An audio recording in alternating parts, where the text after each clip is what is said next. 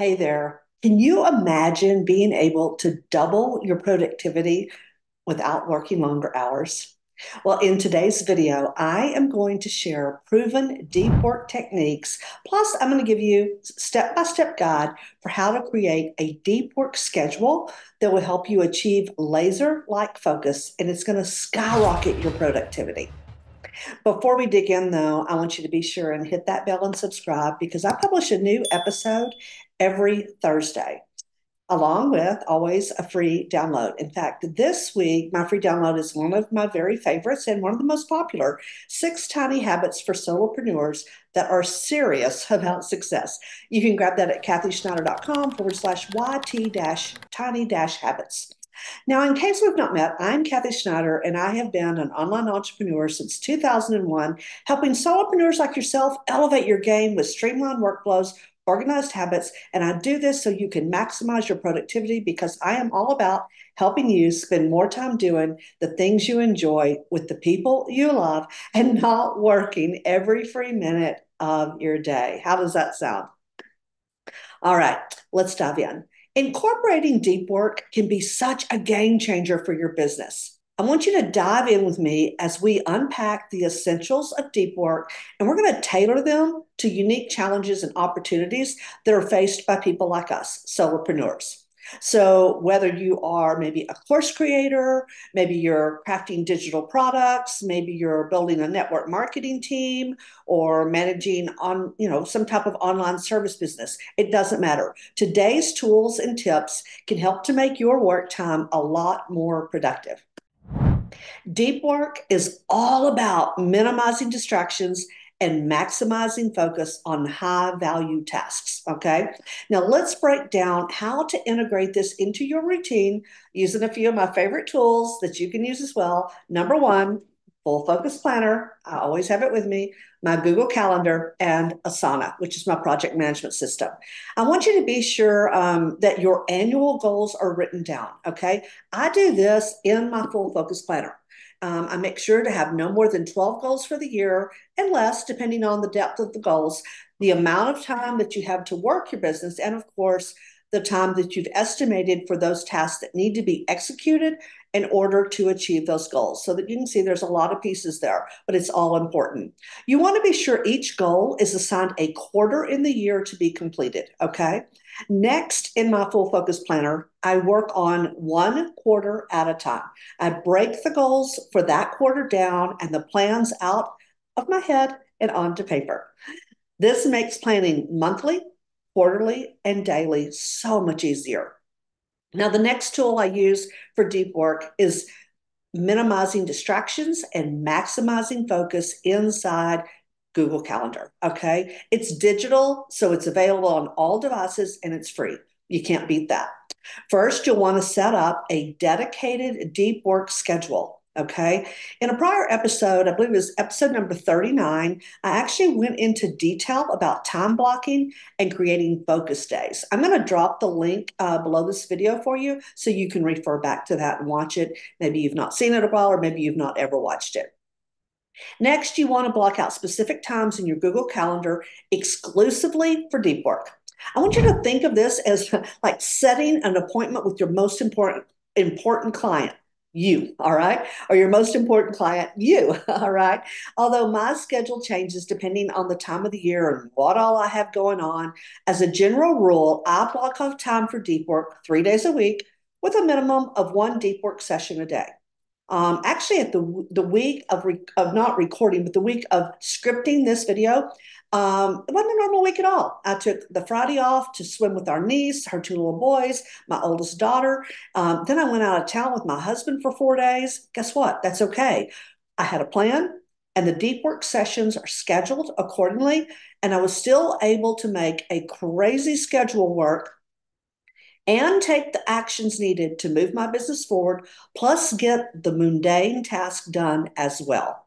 My sessions are always, and I really recommend that you do this too, 45/15, 45 minutes of work, then 15 minutes of standing up, walking out of my office. We're going to switch gears now, and let's talk about my favorite tool for organizing my deep work, Asana. This is where I have all my projects plus the tasks and often subtasks within those projects for everything in my business, including all deep work sessions. All right. No matter what, ensure each task is clear and actionable. All right. But for deep work, this isn't just busy work. All right. These are the tasks that move the needle in my business. You need to make sure they're the same for you. A few projects that could include deep work could be, and these are examples of mine, researching and writing YouTube scripts. If YouTube isn't a part of your marketing, then whatever that is for your hero content, okay? Or maybe it's like, for me, it's like turning that script into an outline for a blog post. I can do this in a fog. It just doesn't take a lot of focus. But the YouTube and the scripting does. That's deep work. Whereas turning it into a blog post, it doesn't take a lot of effort on my part. So that's not deep work. Maybe deep work is content creation for a course or membership. So basically, it's anything that takes focus and is best completed distraction free. Now, as a bonus, because deep work is almost impossible without it, in my opinion, you must set up your environment, okay? This is crucial. I want you to eliminate distractions. Yes, that means your phone, notifications, and even office clutter. And personally, this includes stuff in the back of my mind that needs my attention. Maybe it's an unmade bed, a messy kitchen, laundry piled up, et cetera, et cetera. You get the idea. When I walk in my office to knock out a deep work session, I close the door, I hang a sign on the outside that shows whether you can see here, it says dream in progress or recording. Obviously, it's not on the door right now because I'm showing it to you, but this is hanging on my door. Plus, I use a timer and I always set this for the 45 minutes. And that's what I use for a deep work session. You can actually grab that timer on Amazon, and this sign was from Etsy. I'll drop those links below. Why? I do these things because I am serious about my business being a success. And I know you're serious about yours being a success too, right? Well, then get these things done. In episode 20, which I'll link below, I taught how to structure your day as a solopreneur. And a part of that for me is about creating an environment that encourages focus. So when you need a break, use it wisely, okay? Especially as a female working from home, I want you to stand up. I want you to step away from the computer, and I have found clutter to be distracting. So most of my breaks include knocking out, like I mentioned before, a household chore. Maybe it's emptying the dishwasher. Maybe it's changing out a load of the laundry. Maybe it's letting the dogs in or out or freshening up their water. I even schedule their mealtime during a break time in my day. So maybe I take a short walk. Maybe I'm prepping dinner. You get the idea. I use it to get up and move, but yet still feel like I'm accomplishing something. What I don't do is I don't pick up my phone and start scrolling. I'm not saying never to do this, but just don't try to do it during a break from your computer, okay? Now, as we wrap up, remember, that's the essence of deep work. It isn't just about working hard, all right? It's about working smart. And I hate that phrase because it seems so cliche, but it's so important here.